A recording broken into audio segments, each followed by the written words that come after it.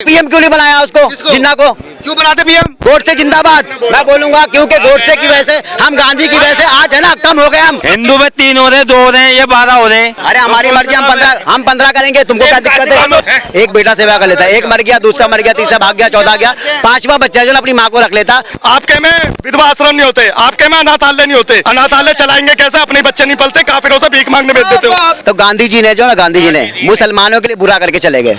आप पूछो कैसे, बता रहा हूँ कैसे। उन्होंने बहुत गंदी राजनीति उस तभी कर दिया था कि उस टाइम में मुसलमान अगर ज्यादा रहेंगे ना तो आज के वक्त के लिए देश के लिए खराब हो जाएगा। इसलिए बांट उन्होंने मुसलमान के खत्म कर दिया, आधे बांट के खत्म कर दिया। जिन्ना ने नहीं किया, खत्म कर दिया।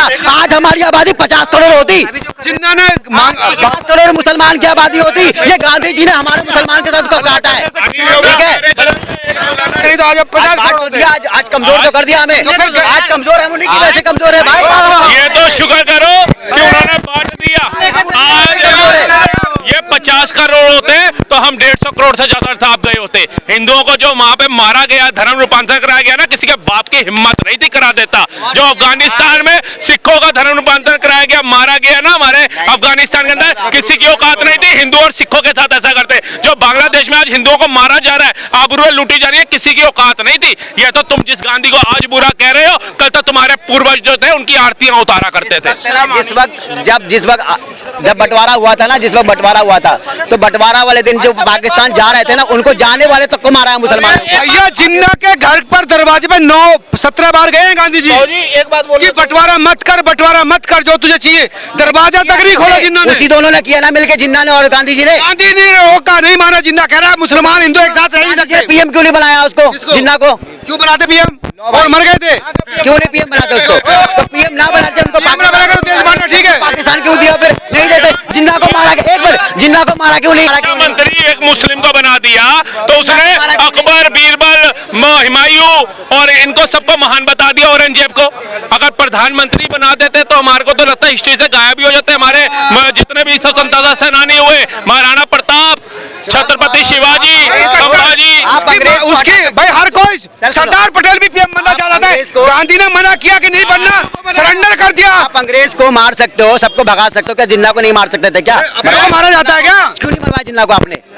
मरवाया क्यों नहीं आपने? अंग्रेजों के साथ में भारत के खिलाफ युद्ध तुम लड़े, जो इंडिया गेट पे नाम लिखे हुए हैं, जिनको ये कहते हैं स्वतंत्रता सेनानी थे, वो अंग्रेजों के साथ लड़ाइयां लड़े थे। वो भारत के साथ मिलकर अंग्रेजों को भगाने के लिए लड़ाइयां नहीं लड़े थे। आजाद हिंद फौज में नहीं थे वो, तभी उनके नाम लिखे हैं इंडिया गेट की दीवार पे। और ये ऐसे प्राउड फील करते हैं जैसे वो कारगिल का युद्ध लड़ने गए थे, 48 का युद्ध लड़ने गए थे।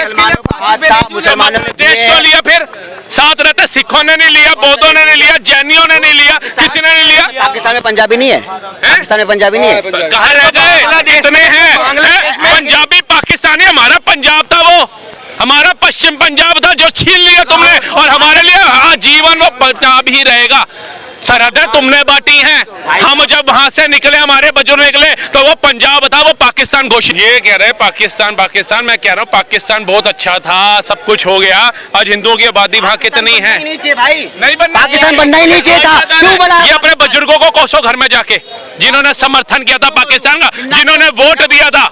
भारत के अंदर 99.9% मुसलमानों ने वोट दिया था हमारे को अलग देश चाहिए, लेकिन जब बंटवारा हुआ उसके बाद यहाँ रुक गए। गांधी जी अनशन पे बैठ गए, क्यों? ट्रेनें कट्टी आ रही थी, और फैसला ये लिया गया था जब तक शांति नहीं हो जाती तब तक जो मुसलमान यहाँ है उसे यहीं पे रहने दिया जाए, अराजकता ना फैले, नरसंहार ना हो, ये किया गया था। लेकिन वहां पर भर भर के हिंदुओं की और सिखों की ट्रेनें आ रही थी कटी हुई। वो गदर पिक्चर का सीन फेक नहीं है, सुन लीजिए। उसके बाद जब बाबा साहब भीमराव अंबेडकर ने बोला, उनकी एक किताब है संविधान, नहीं उनकी पर्सनल पार्टीशन ऑफ इंडिया, उसमें उन्होंने लिखा जब तक प्रत्येक मुसलमान पाकिस्तान नहीं चला जाता, प्रत्येक हिंदू भारत नहीं आ जाता था, तब तक मैं ये विभाजन नहीं मानूंगा। उनको कानून मंत्री के पद से धक्का देके हटा दिया गया।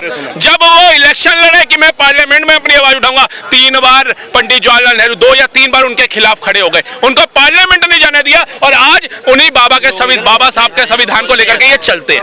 सर, भारत को आप डेमोक्रेटिक कंट्री समझते हो या नहीं समझते? समझते समझते जब डेमोक्रेटिक है तो फिर आप कैसे बोल सकते हो कि मुसलमान भारत में नहीं रहेगा? हम क्या रखे कह रहे हैं? हमने नहीं कहा, बाबा साहब लिख के गए, उनसे पूछो जी, बाबा साहब भीमराव अम्बेडकर जी से पूछो, उन्होंने क्यों लिखा? नहीं होंगे हैं? तब एक प्रॉपर तरीके से हिंदू राष्ट्र बन जाएगा। अगर हिंदू मुसलमान नहीं राष्ट्र तो होगा बात ही नहीं हुई, क्योंकि सिख बौद्ध जैन सब रह रहे थे।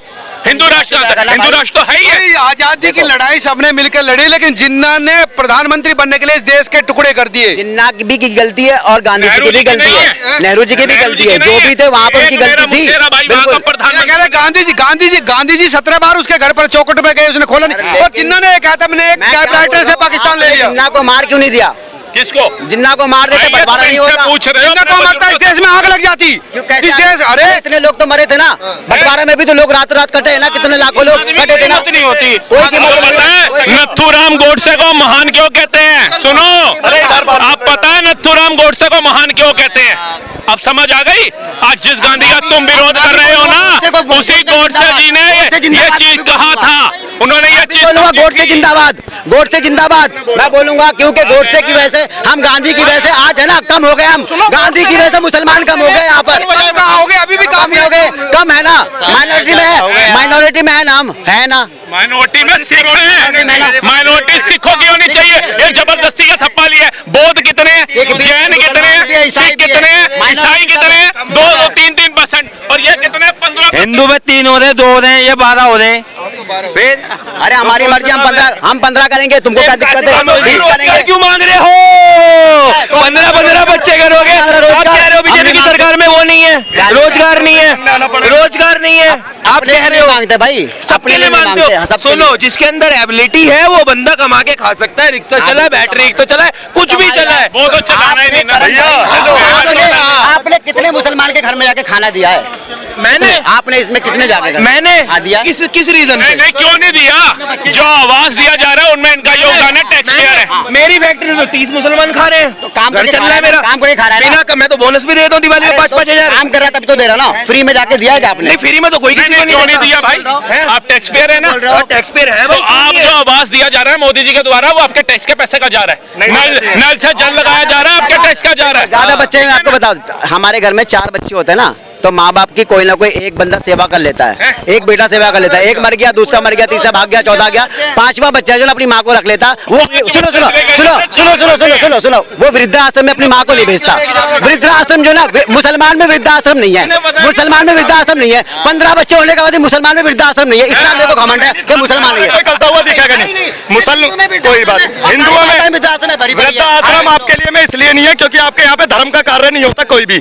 आपके में रक्त शिविर नहीं होते, आपके में विधवा आश्रम नहीं होते, आपके में अनाथालय नहीं होते।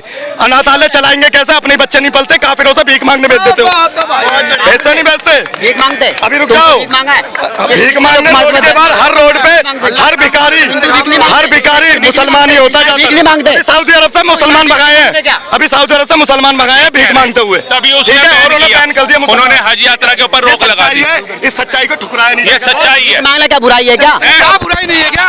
ये पूरा भारत में कोई भिखारी है यहाँ पे? मैं तो मत करो। अबे तो आप एक मांगो हमारे से। पान वाला भी पान बेच के रोजगार कमा रहा है, रिक्शे वाला रिक्शा चला के रोजगार कमा रहा है, ठेले वाला ठेला लगा के रोजगार कमा रहा है, और जो कहता है ये सामान उठाता है, ठेला जो माल ढोता है, वो भी काम कर रहा है।